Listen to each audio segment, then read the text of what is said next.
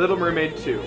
Yes, they made a second one. It's not as terrible as Cinderella 2, but it's definitely not as interesting or unique as Cinderella 3. At least Cinderella 3 went totally balls to the wall with its craziness. Like, at least it owned it. Even if the setup was terrible, it owned it. What happened with Little Mermaid 2 here? Disney said, we want more money. What made us a lot of money? Little Mermaid. Make a sequel. Right, and so it became a very paint-by-numbers kind of thing. Like, even the animation looks paint-by-numbers. I mean, look at it. It just looks vectored and not as visually interesting. I mean, some of the background images do look a little bit better, or at least not insulting to the original, but it's not as good. And the characters are boring. Let's set the scene here. Would you set the scene for us, dear Omega? So Ariel and Eric have a baby, because of course they did. Is this the first reference in Disney to the fact that sex exists? I'm just going to pull out the For Reason of Plot and put that back. They sing a song and... oh dear. Is the lip syncing going to be that bad the entire movie? Alright. We'll get through this. And then, Triton, he gets all excited and shoots a big rainbow up into the sky because Princey Dearest is probably thrilled about that. Then, in order to dampen the mood, because as we learned in Cinderella 3, as soon as someone starts singing about a perfectly perfect life, something has to come along and ruin it. Insert... What was her name? Morgan... Megan Fox? Ursula Light. I mean that both literally and figuratively. And she shows up to ruin the party, and how do I describe this character? It's just no use. The power of the trident is just too strong for me to overcome. I bet Ursula could have done it. What was that you said? Nothing. I'm just saying. Morgana comes in to steal the baby. Triton tries to trump the tricky tramp with his trident. Fails dismally. His guards also fail dismally. And so to keep the child safe, they decide to... Take it away, Donald. I will build a massive wall, and the sea people are gonna pay for it. So they are. So yeah, they build a giant wall. And don't tell their daughter about Atlantica and refuse to allow her to go swimming in the ocean. Which, of course, being a teenage girl, means that she only wants to swim in the ocean more. Exactly. Hasn't anyone in Disney learned that the way to not get teenagers to do something is... I don't know. First of all, you don't ban them from doing something. If you ban them from doing something, they're inevitably going to do it. They build the giant wall to keep her in... I can't remember her name. Was it Harmony? Melanie? Melanie? Research break. Melody. It's Melody. Going and trying to make friends, but she's in love with the sea, so she's kind of weird. And Pragmus cliche number 408, which is the adolescent outcast. Yeah, we get that one a lot. You were an adolescent outcast at one time, and then you became an adult outcast. It's okay. You get all the kids that are like, she's weird, look at her, oh, she's awful. And then you get Melody, who's like, oh, I'm going to cut your heads off. Wait, hold on. Come on. I mean... oh, nobody likes me. That's better. Although in a real European kingdom with, say, the Cinderella king, their heads would be very gone. We'll just say that. Or Triton's kingdom. Triton would have his way with them. Probably with his trident.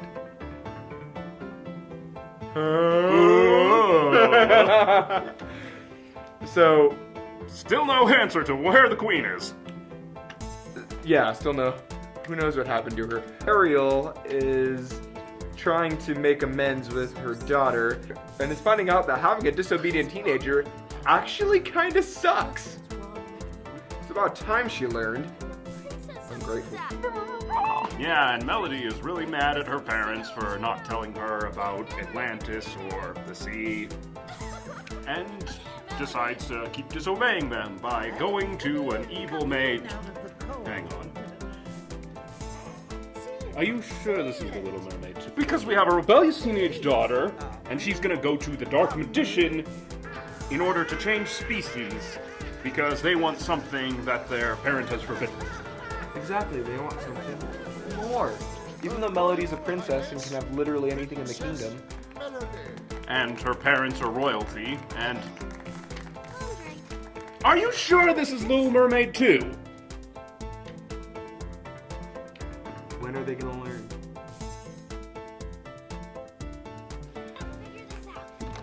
So, Ariel Light.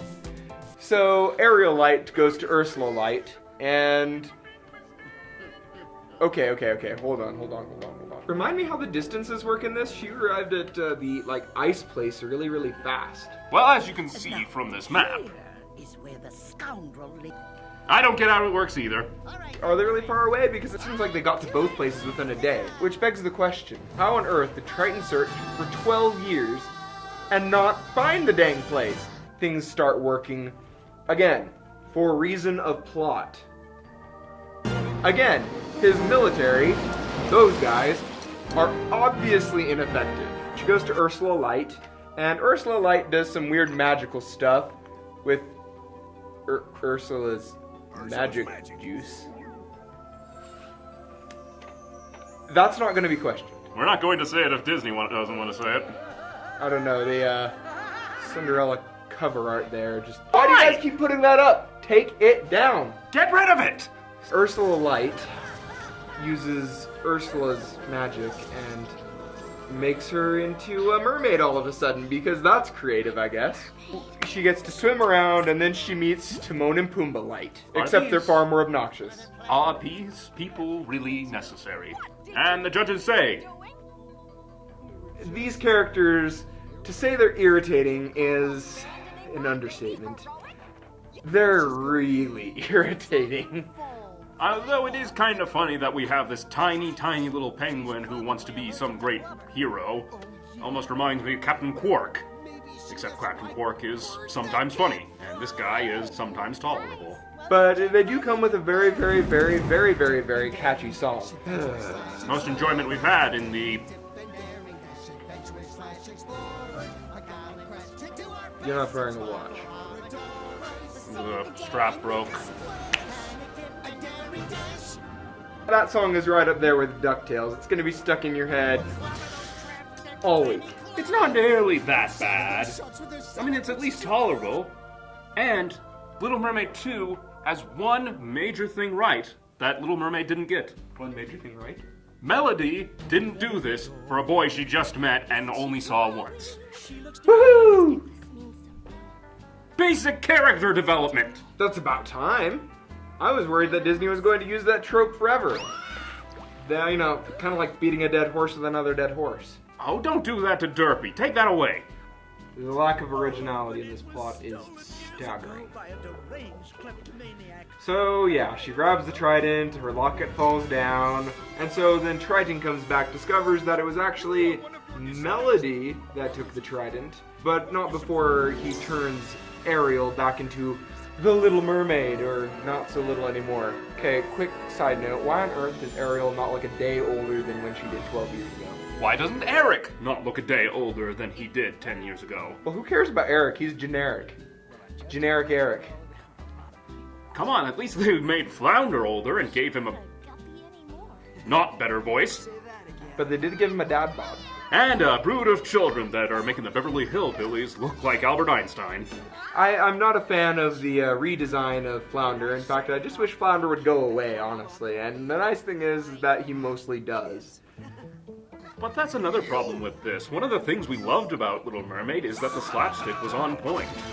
There were solid setups, solid execution, and I genuinely laughed. Here, all of the characters have been made not funny. Scuttle no longer has any funny lines, Flounder is completely pointless, and Sebastian Is also completely pointless. well, he doesn't Except have... for one scene.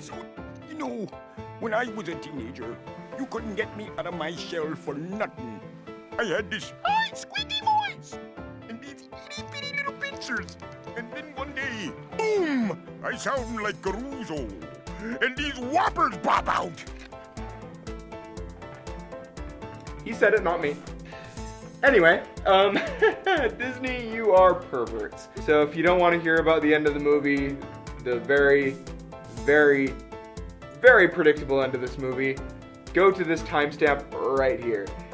If you don't care, like you shouldn't, I will just spoil it for you. Hey, Melody, that person who looks and acts evil is an evil witch. Could you please give me the trident? But no, she's not an evil witch. She's so nice. She is the only one that believes in me, unlike you who raised me for 12 years. Really? I'm just gonna give it to her. There you go. Mwahaha! Oh no, the obviously evil character all along was the obviously evil character all along. It's Oh, Melody. noodles!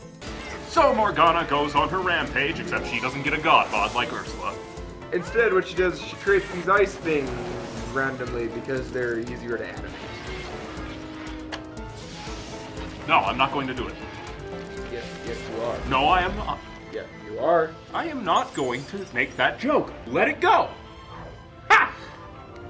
So in the end, Morgana Ursula Light is defeated and is trapped in an ice cube which sinks to the ocean floor. The physicists say. Ta-da! Then they take down the wall and Which everyone's... was completely pointless because Morgana never attacked the city as far as we could tell. Exactly. So in the end, it was all for naught. It was all kind of really pointless. Although there is the second point that it gets right that the Little Mermaid didn't have. Really? Yeah. Melody, the one who caused the problem, actually solves the problem. This is probably one of the best scenes of the film, because Melody has to fix it because Ariel and Eric are down, and so Melody has to climb up the ice castle. And save the day. And she does. She tricks Morgana. She takes the trident and gives it back to its rightful owner. She saves the day. She caused the problem, but she also solved it. I did the math. If only Little Mermaid had Melody's character, albeit I wish that Melody had a better singing voice and You know, more character. yeah, but to be fair, Ariel's character wasn't that great either. But at least she was dedicated. She was curious. She loved adventure and new things. She loved to experience the world.